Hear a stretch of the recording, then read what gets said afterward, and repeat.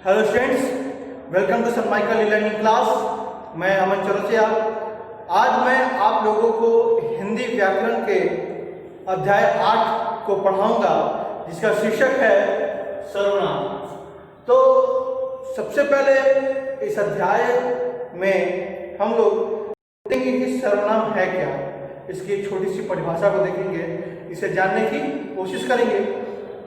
उसके तत्पश्चात मैं आप लोगों को इसके भेद के बारे में बताऊंगा कि इसके कितने भेद हैं, कितने प्रकार हैं। ठीक है, तो आइए हम शुरू करते हैं। तो देखिए, कभी कभी क्या होता है कि कभी कभी बातचीत में हम नाम की जगह कुछ अन्य शब्दों का इस्तेमाल करते हैं, प्रयोग करते हैं। जैसे मैं, तुम, वह, तुम्हारा। ठीक है, तो ये क्या हुआ, संज्ञा के बदले में आने वाले शब्द हुए, जिसे हम क्या कहते हैं, सर्वनाम कहते हैं। ठीक है, तो एक छोटी सी परिभाषा है। ठीक है, मैं यहाँ आपके श्यामकार्ड पर लिख रहा हूं। संज्ञा की जगह प्रयोग किए जाने वाले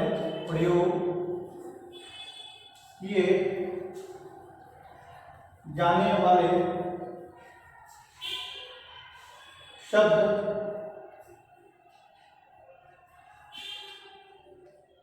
सर्वनाम कहलाते हैं।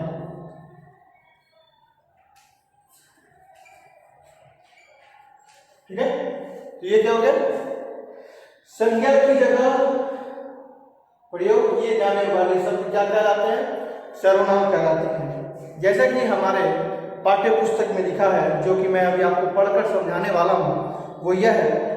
यहाँ कुछ 4 फोटो दिए गए हैं। ठीक है, और प्रत्येक तस्वीर के नीचे, प्रत्येक फोटो के नीचे कुछ लाइन लिखी गई है, ताकि आप सर्वनाम को काफी अच्छे ढंग से समझ पाएं।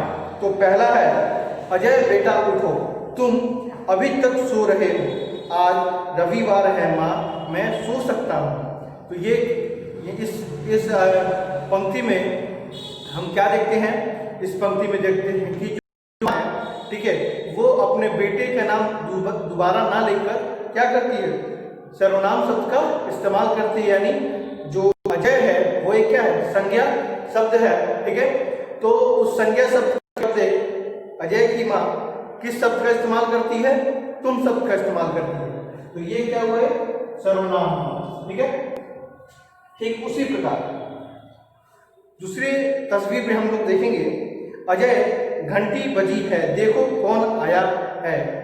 ठीक है, घंटी बजी है तो कोई तो होगा ही। तो यहाँ कौन और कोई क्या है, सर्वनाम शब्द है। क्या क्या शब्द है, कौन और कोई क्या है, एक सर्वनाम शब्द है, जो कि क्या आ रहा है, संज्ञा के बदले में उपस्थित है। ठीक है, आ रहा है। लो, जिसके पास मुझे जाना था वह स्वयं आ गया। तो यहाँ क्या हो गया, मुझे और वह क्या हो गया, यहाँ मुझे और क्या हो गया, वह क्या हो गया, एक सर्वनाम का शब्द हो गया। हूँ, लो मैं आ गया, तुम आज नहीं आए, अब करो दुगनी कसरत। ठीक है, तो मैं यहाँ पे सर्वनाम शब्द कौन कौन से हो गए, मैं और तुम। यहाँ क्या हो गया, मैं और तुम। ठीक है, तो इसी प्रकार हम लोग सर्वनाम को समझे, उससे जुड़ी कुछ शब्दों को समझे। अब हम आते हैं अपने अगले पृष्ठ पर। ठीक है, जिसमें सर्वनाम शब्दों के कुछ रूप दिए गए हैं। ठीक है, जैसे बोलने वाला अपने लिए प्रयोग करता है। बोलने वाला किस चीज का प्रयोग करता है, बोलने वाला अधिकतर किस चीज का प्रयोग करता है, तो बोलने वाला जो प्रयोग करता है, मैं का प्रयोग करते हैं, मेरा का प्रयोग करते हैं, अपना का प्रयोग करते हैं। ठीक है, हम का प्रयोग करते हैं और हमें का प्रयोग करते हैं। हम क्या करते हैं, इन सभी शब्दों का इस्तेमाल अपने लिए करते हैं। जैसे कि मेरा नाम अमन है, तो मैं ये नहीं बोलूंगा मैं कि अमन कुमार आज सेब खाएगा। ठीक है, मैं ये बोलूंगा मैं आज सेब खाऊंगा। ठीक है, तो ये क्या हुआ, मैं अपने शब्द, अपने नाम के अलावे या अपने नाम की जगह पर किस शब्द का इस्तेमाल कर रहा हूं, मैं शब्द का इस्तेमाल कर रहा हूं। तो ये क्या हो गया, हमारा एक सर्वनाम हो गया। ठीक है, ठीक उसी प्रकार मेरा घर बेतिया में है। ठीक है, तो ये क्या हो गया, ये भी एक सर्वनाम शब्द हो गया। ठीक है, इसी प्रकार अब हम लोग देखेंगे बोलने वाला सुनने वाले के लिए प्रयोग करता है। कौन कौन से शब्द को प्रयोग करता है? तू, तुम, तेरा, तुम्हारा, मुझे और आप। जैसे कि क्या तुझे खाऊं, क्या, तुम्हारा क्या नाम है। ठीक है, जैसे कि आप अच्छे लग रहे हैं, तो ये सारे शब्द क्या हो गए। ठीक है, आप कौन हैं, तो ये सारे शब्द क्या हो गए, ये सारे शब्द बोलने वाला सुनने वाले के लिए प्रयोग करता है। जैसे मैं आपसे बात कर रहा हूं तो आप सुन रहे हैं, तो मैं क्या प्रयोग करूंगा, आप सभी ने अपने गृह कार्य बनाए, तो ये मैं किस शब्द का इस्तेमाल किया, तो मैंने आप शब्द का यहाँ इस्तेमाल किया। ठीक उसी प्रकार बोलने वाला किसी तीसरे के लिए प्रयोग करता है। कौन कौन से शब्द हुए, वह और वे। क्या क्या है, वह और वे। जब बोलने वाला व्यक्ति किसी तीसरे व्यक्ति के लिए प्रयोग करता है तो वो कौन कौन से शब्द हैं, वह और वे। जैसे वे हैं तो बहुत लेकिन दूर हैं। ठीक है, जैसे कि हमारे पाठ्य पुस्तक में एक छोटी सी लाइन दी गई है, एक छोटी सी पंक्ति दी गई है, वे हैं तो बहुत लेकिन बहुत दूर हैं। ठीक है, ठीक उसी प्रकार जो सर्वनाम शब्द निश्चय पूर्वक किसी वस्तु के लिए प्रयोग किए जाते हैं। ठीक है, जैसे यह, ये, वह, वे, यह मेरी पुस्तक है। ठीक है, तो यह निश्चय है कि यह मेरी पुस्तक है, इसलिए मैंने इस शब्द का इस्तेमाल किया। ठीक है, ठीक उसी प्रकार जो सर्वनाम किसी निश्चित व्यक्ति या वस्तु के बारे में नहीं बताते, कोई, कुछ। ठीक है, किसने, सॉरी, कोई, कुछ, क्या, कौन, किसे, ये कुछ ऐसे शब्द हैं जो कि किसी व्यक्ति विशेष, किसी व्यक्ति के लिए निश्चित नहीं होते या किसी वस्तु के बारे में हमें निश्चित तौर पर जानकारी नहीं प्रदान करते हैं। ठीक है, इस अवस्था में हम लोग किस शब्द का इस्तेमाल करते हैं, तो इस अवस्था में हम कुछ, कोई, कुछ, कोई, क्या, कौन और किसे सॉरी, किसे शब्द का इस्तेमाल करते हैं। ठीक उसी प्रकार जो सर्वनाम शब्द संबंध बताते हैं। ठीक है, कुछ ऐसे शब्द हैं जो संबंध को बताते हैं। ठीक है, जैसे वो शब्द हैं जो, सो, जिसे, उसे, जिसका, उसका। ठीक है, तो जैसे हम बोलते हैं जिसकी लाठी उसकी भैंस, ये क्या हो गया, एक संबंध को स्थापित करता है, जिसकी लाठी, ठीक है, उसकी भैंस। अब हम लोग इन सभी चीजों को देखने के तत्पश्चात अब हम लोग क्या देखेंगे, सर्वनाम शब्दों का वचन। सर्वनाम शब्दों का वचन को देखेंगे तो अधिकतर हम लोग क्या करते हैं, अपने इस्तेमाल के लिए एक वचन, ठीक है, एक वचन का इस्तेमाल करते हैं। लेकिन जब हम इन लोगों के लिए इस्तेमाल करते हैं, ठीक है, या किसी समुदाय के लिए इस्तेमाल करते हैं, तो वो बहुवचन में हम लोग उस शब्द का इस्तेमाल करते हैं। जैसे मैं पढ़ा रहा हूँ, और मैं अगर स्कूल की तरफ से बोलूँगा तो क्या बोलूँगा, अगर मैं शिक्षक हूँ और पूरे स्कूल की तरफ से मुझे बोलना है तो मैं क्या बोलूँगा, हम पढ़ा रहे हैं। ठीक है, तो ये हो गया।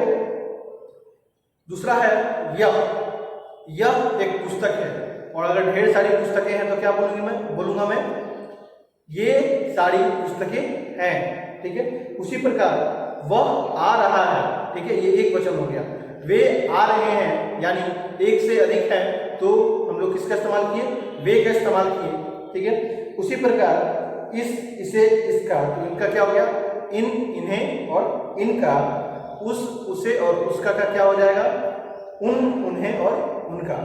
ठीक है, अब इस अध्याय को पढ़ने के बाद अब हम लोग हमें एक छोटी सी जानकारी उपलब्ध होनी चाहिए। ठीक है, जैसे कि सर्वनाम के कितने भेद होते हैं। मैंने इस क्लास में, इस वीडियो में पहले आपको बताया था कि हम लोग इसके बारे में भी कुछ पढ़ेंगे, क्योंकि यह आपकी पाठ्य पुस्तक में नहीं दी गई है, लेकिन आपको इस बात की जानकारी होनी चाहिए कि सर्वनाम के कितने भेद होते हैं और कौन कौन से भेद होते हैं। तो अब मैं आपको सर्वनाम के भेद के बारे में बताऊंगा और कौन कौन से भेद है उनके बारे में भी कुछ जानकारी उपलब्ध कराऊंगा। ठीक है। तो इसके बाद अब हम लोग सर्वनाम के भेद को पढ़ेंगे, ठीक है। और सर्वनाम के भेद को पढ़ने के बाद हम लोग इसके अभ्यास कार्य की तरफ जाएंगे, ताकि आप सभी को यह जो अध्याय है वो काफी अच्छे से समझ आए और आपको किसी भी प्रकार की कठिनाई उपलब्ध ना हो पाए, ठीक है। तो सर्वनाम ये है। सर्वनाम के मुख्यतः कितने भेद होते हैं? सर्वनाम के मुख्यतः 6 भेद हैं, ठीक है। सर्वनाम के मुख्यतः 6 भेद हैं। तो मैं और बढ़ा देता हूँ ताकि आपको इस वीडियो में अच्छे से समझ में आए कि सर्वनाम के कितने भेद हैं। तो 1, 2, 3, 4, 5 और 6। तो पहला जो हमारा भेद है वो क्या है? पुरुषवाचक सर्वनाम, ठीक है। दूसरा है निश्चयवाचक सर्वनाम, ठीक है। दूसरा क्या है? निश्चयवाचक सर्वनाम, ठीक। तीसरा है हमारा अनिश्चयवाचक सर्वनाम, ठीक है। तीसरा हमारा क्या है? अनिश्चयवाचक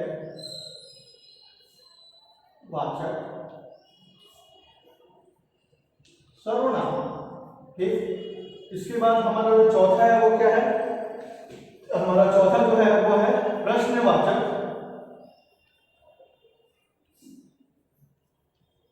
सर्वनाम। जो छठा है, जो पांचवा है वो है हमारा संबंधवाचक सर्वनाम, ठीक है। पांचवा क्या है? संबंधवाचक सर्वनाम। और छठा क्या है हमारा? छठा है निजवाचक सर्वनाम, ठीक है।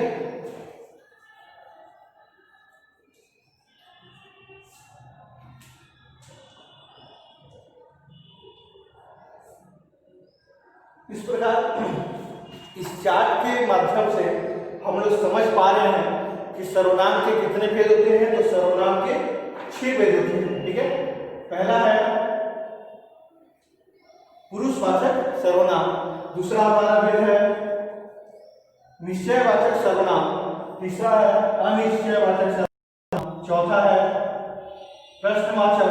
पांचवा है संबंध। छठा है निजवाचक सर्वनाम, ठीक है। तो अब हम लोग इसकी छोटी सी परिभाषा को देखेंगे ताकि समझ पाए कि पुरुषवाचक किसे कहते हैं, निश्चयवाचक किसे कहते हैं, अनिश्चयवाचक किसे कहते हैं, प्रश्नवाचक किसे कहते हैं, संबंधवाचक किसे कहते हैं और निजवाचक किसे कहते हैं। तो छोटी छोटी मैं परिभाषा आप लोगों के सामने पेश कर रहा हूं ताकि आपको इन सभी के बारे में जानकारी हासिल हो सके, ठीक है। तो जो सर्वनाम शब्द बोलने वाला अपने लिए, सुनने वाले के लिए या किसी अन्य के लिए प्रयोग करता है उसे क्या कहते हैं? पुरुषवाचक सर्वनाम कहते हैं, ठीक है। ये क्या हुआ? पुरुषवाचक सर्वनाम का एक परिभाषा हुआ। इसके बाद हम लोग दूसरे पर आते हैं जो कि हमारे हैं निश्चयवाचक सर्वनाम। तो जो सर्वनाम शब्द किसी निश्चित व्यक्ति या वस्तु की ओर संकेत के लिए प्रयोग किए जाते हैं उसे हम लोग क्या कहते हैं? निश्चयवाचक सर्वनाम कहते हैं, जो कि मैंने इसके पहले भी आप लोगों को बताया है, ठीक है। जैसे तुम्हारा वह घर है और मेरा यह घर है, ठीक है। तो ये क्या है? हुआ एक उदाहरण हुआ निश्चयवाचक सर्वनाम का, ठीक। इसी प्रकार जो सर्वनाम शब्द किसी निश्चित व्यक्ति या वस्तु का बोध नहीं कराता हो उसे हम लोग क्या कहते हैं? अनिश्चयवाचक सर्वनाम कहते हैं, ठीक है। जो बोध नहीं कराता हो उसे हम लोग क्या बोलते हैं? अनिश्चयवाचक सर्वनाम कहते हैं, ठीक है। जैसे शायद कोई आ रहा है, पानी में कुछ गिरा है, या फिर कितने लोग आ रहे हैं, तो ये अनिश्चयवाचक सर्वनाम का एक उदाहरण हुआ, ठीक। इसी प्रकार अब हम लोग प्रश्नवाचक सर्वनाम को देखेंगे। तो प्रश्न पूछने वाले सर्वनाम शब्द प्रश्नवाचक सर्वनाम कहलाते हैं। जैसे कि दरवाजा अभी तक नहीं खुला, न जाने घर में कौन है, तो ये क्या हुआ? एक प्रश्नवाचक सर्वनाम का एक उदाहरण हुआ, ठीक। इसी प्रकार अब हम संबंधवाचक सर्वनाम को देखेंगे। तो जो सर्वनाम शब्द व्यक्ति, वस्तु या घटना का संबंध जोड़ते हैं वे संबंधवाचक सर्वनाम कहलाते हैं। जैसे जो, सो, जिसने, उसने, जैसा, वैसा, वह, जो, वह, जितना, उतना आदि। जैसे उदाहरण के लिए जिसने बोया उसने काटा, कल जो आया था वो सो फिर आया है। ठीक है, तो ये हो गया हमारा संबंधवाचक सर्वनाम। अब हमारा जो अंतिम सर्वनाम का जो अंतिम भेद है वो है निजवाचक सर्वनाम। इसका मतलब ये हो गया, इसकी एक छोटी सी परिभाषा ये हो गई, जो सर्वनाम शब्द कर्ता अपने लिए प्रयोग करता है उसे निजवाचक सर्वनाम कहते हैं। जैसे अपना, अपनी, अपने, आप ही, स्वयं आदि। ठीक है, तो जैसे उदाहरण के लिए मैं एक क्या बोलता हूँ, एक लाइन बोलता हूँ ताकि आपको यह स्पष्ट हो पाए कि निजवाचक सर्वनाम क्या है। तो मैं घर का सारा काम स्वयं करता हूँ। ठीक है, मैं घर का सारा काम स्वयं करता हूँ, तो मैं किसके लिए कर रहा हूँ, अपने लिए कर रहा हूँ। और क्या कर्ता के लिए, कर्ता क्या है, मैं हूँ, इसलिए मैं ही कर रहा हूँ। तो इस प्रकार अब हम लोग सर्वनाम को समझ लिए और मैं आशा करता हूँ कि आपको यह अध्याय काफी अच्छे पूर्वक समझ आई होगी और इसमें कुछ अभ्यास कार्य हैं जो कि बहुत ही सरल हैं और मैं आशा करता हूँ कि ये आप खुद से कर पाएंगे। ये आपका गृह कार्य है जो कि मैं आज आप लोगों को सौंप रहा हूँ। ठीक है, बाकी मिलते हैं अगले क्लास में।